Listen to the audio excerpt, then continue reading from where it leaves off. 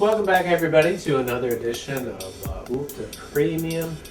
I'm your host, Aaron Walters, and I hope you're having a nice spring, a wonderful spring. I don't know about you, where you live, but here, where I'm at, the cicadas have hatched, and there's just tremendous, there's a lot of procreating going on, a lot of just a cacophony of noise. Some of us can't sleep at night, or day, or whatever it is we're supposed to be sleeping, because of these cicadas. And so it'll be nice when, I think we have to all acknowledge that nature wins.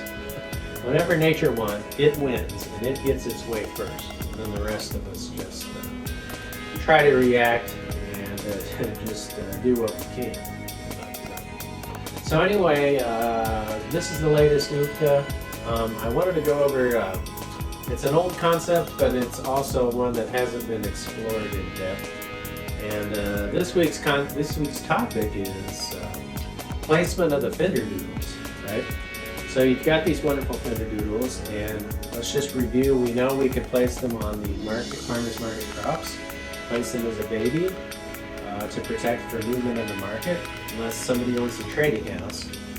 The trading house owner can still move the babies, but if you promote them to adults, then nobody can move that unless they use a die roll 6 sabotage actions to in fact remove the Fenderdoodle. That's what's going on in the farmer's market. And then if you take a look, we place the Fenderdoodle. We place the Fenderdoodle on the items that we purchased from the resource shop. First, you have to, it requires two actions, right? The first action is required to place it as a baby, Primordia Fenderdoodle. And then the second action promotes it to the adult. Then that means, of course, you can collect double rent from others, so long as that Fenderdoodle is placed atop the item. And the antidote to that, the way to remedy that problem, is to you have to use sabotage actions again on die roll 6 to remove the Fenderdoodles. Now, here's what I'm up in the air about. And bear in mind, of course, these are all just rules that are not part of regular gameplay, but just additional thoughts and interesting ideas that I've had throughout the years, trying to update and hone Ukta into a legitimate, worldwide consumed product. The idea is the Fenderdoodles are very versatile. And I'm wondering if it should be, if you should be allowed to use your regular actions on die rolls 4, 5, and 6 to place them. I'm sorry, not to place them, but to remove them, right? Should it be regular actions, or should it be strictly die roll 6 sabotage actions that removes the Fenderdoodles? So I'm still a little up in the air about that. I don't have a good opinion about that. So if you have any good suggestions, as always, viewer, just go ahead and leave those in the comments and the descriptions below the video.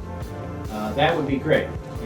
Feedback of any kind, remember, is highly valued. That's how Ukta becomes a better product, getting the input and advice from as many people as possible. All right, so anyway, so that's where we're at on that.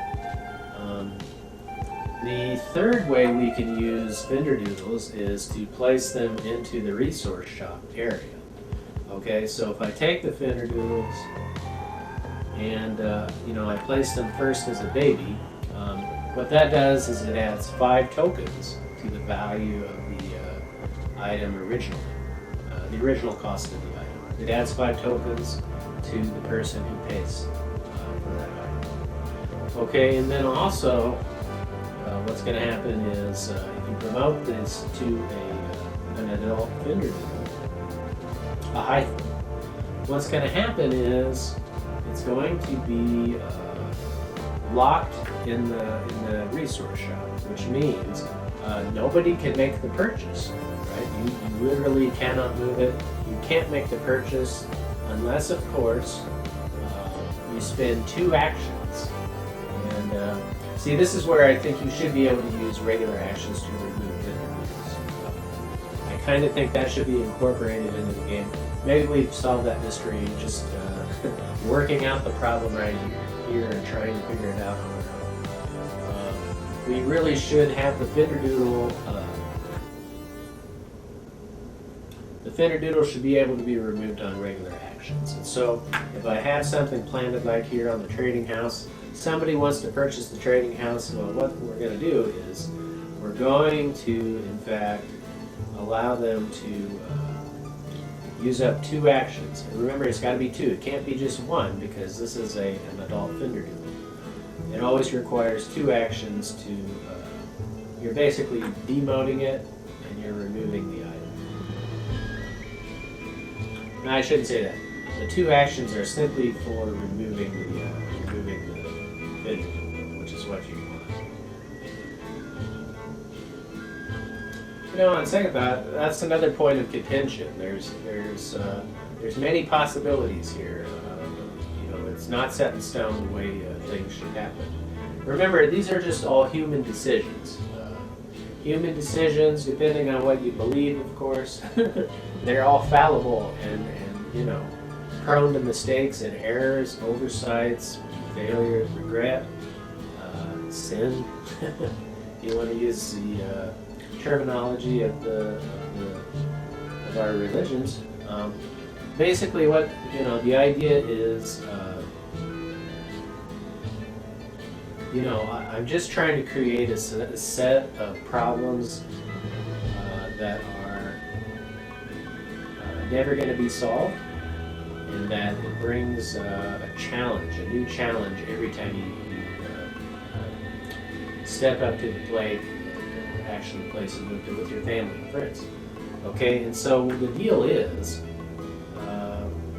it's going to be 2. It's going to be 2 actions, regular actions, to remove the Fenderdoodle. But I think you can also just use 1 action if you just want to hamper the progress and revert the Fenderdoodle back into a primordia, right, a little baby. You can do that. And what that does is it just, it just means the trading house, in this particular example, the trading house is now worth 5 extra tokens to purchase, right? So you've got purchase power, and purchase impediments basically, and then you've got complete blockade with the adult Fenderdoodles. Okay? So I think I'm just going to go through a brief example of what that, what the game looks like. The beauty and dynamism of the Fenderdoodles is what I think puts Oofta over the edge and makes it a complete game experience. Because you'll always return to it. It could take lifetimes to learn exactly what the best plays are. And I'm not pretending I know. If I knew, it probably wouldn't be that fun. But here we just have, like life, we have to live and try things and experiment, and certain things fail. We have to be allowed to discard and find further progress. So that's what we're looking for here. Alright, so I'm going to go ahead and get started. Just run through a brief game. Actually, come to think of it, if you followed Oofta long enough, you probably don't need any more tutorials. I've certainly gone to great lengths to explain what I can. But, there could be no end to the amount that can be written about this. Certainly, I can't encapsulate it all in just my written pages. There's too much to comprehend, too much to take in, too much to digest, too much to learn. It's kind of overwhelming. So instead, what we're just going to do is we're going to leave it at that. Hopefully everything makes sense to you. if you're having trouble understanding Hookta, by all means, contact me. Let me know what you think, what you like, what you don't like about the experience. Because ultimately that creates a better product, one that's more satisfying and fulfilling for you, your family, and your friends to enjoy together.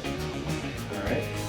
Alright, so I think we're going to leave it at that. Until next time, keep on playing Hookta, everybody. And maybe I'll see you. Adios.